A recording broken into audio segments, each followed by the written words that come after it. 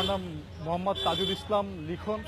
এখন যারা আমাকে চিনে তারা লিখন পেরিওয়ালা নামেই সবাই চিনে। আমি ফরিদপুর পলিটেকনিক্যালে পড়তাম, বাট ওটা কমপ্লিট হওয়ার আগেই আমি সাউথ কোরিয়াতে চলে যাই 2011 সালে। তারপরে 5 বছর থাকি সাউথ কোরিয়াতে।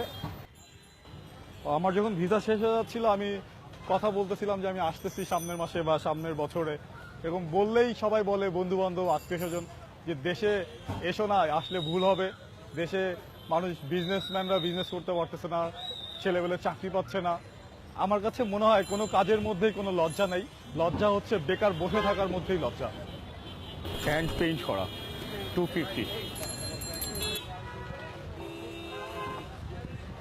আমি গত জানুয়ারিতে দেশে আসি, আসার পরে এই ভ্যানটা কিনি, 10-15-20 হাজার টাকার প্রোডাক্ট উঠাই, তারপরে আমি এরকম ফেরিওয়ালার কাজটা শুরু করে দিই। এটাতে আমার প্রতিদিন কাজ করলে 2000-3000 টাকাও সেল হয়। আমি যখন এই ফেরিওয়ালা কাজটা শুরু করি তখন আমার কাছে মনে হচ্ছিল যে আমার ফ্যামিলি কি ছোট হয়ে যাবে এরকম ছোট একটা কাজ করলে। পরবর্তীতে যখন আমি কাজ শুরু করলাম, আমার ফ্যামিলি যখন জানতে পারলো, তখন দেখলাম যে ফ্যামিলি থেকে এইটা বলছে যে না, তুমি তো চুরি করতেছো না, ছিনতাইও করতেছো না, তুমি কোনো একটা কাজ করে খাচ্ছ। স্বাভাবিক একজন ফেরিওয়ালা এইভাবে আসে না, স্টাইল করে আসে না। আমি যখন আসছি প্রথমে কিছু মানুষ তাকায় দেখতো, বা কেউ একটু আট চোখে তাকাতো, মানে বা একটু কৌতূহল বশত তাকাতো।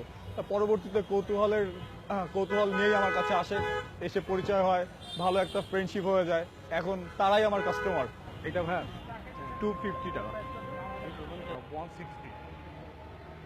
আমার ফ্যামিলি থেকে যখন সাপোর্ট আসলো, তারপর ফ্রেন্ডস থেকে, তারপরে কাস্টমার থেকে, সবকিছুর পরে আমি এটা বুঝতে পারলাম যে আসলে এই দেশেও ছোট কাজ স্টার্ট করা যায়, এই দেশেও ছোট কাজ করলে কোনো লজ্জার কিছু নাই।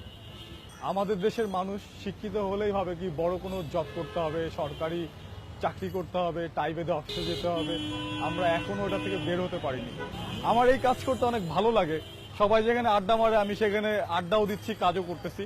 আমার এটা সারা জীবনই থাকবে, সাথে হয়তো অন্য কোনো কাজ করতে পারি।